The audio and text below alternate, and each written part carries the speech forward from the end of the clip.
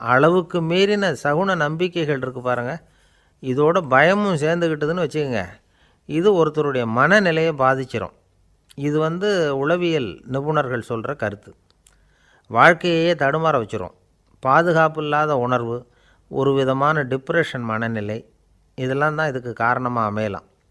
சில பேர் காய்கறி நறுக்க கத்தியை கையில் எடுத்தால் கூட நேரம் சரியாக இருக்கா அப்படின்னு பார்த்துட்டு தான் வேலையை ஆரம்பிக்கிறது வழக்கம். அறிவு தான் மனசுக்கு வாத்தியாராக இருக்கணும். அப்போ தான் வாழ்க்கை நிம்மதியாக இருக்கும். அறிவு மனசு சொல்கிறபடியெல்லாம் கேட்க ஆரம்பிச்சுட்டுதுன்னா இடைஞ்சல் தான். ஒருத்தருக்கு 7ஆம் நம்பர் தான் ராசியான நம்பரான். 7ஆம் தேதி தான் எந்த காரியத்தையும் ஆரம்பிப்பாராம்.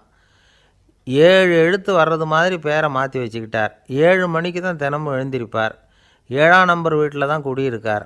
கல்யாணம் கூட 7ஆம் தேதி தான் பண்ணிக்கிட்டார். அவர் ஒரு நாள் குதிரை பந்தயத்துக்கு போனாராம்.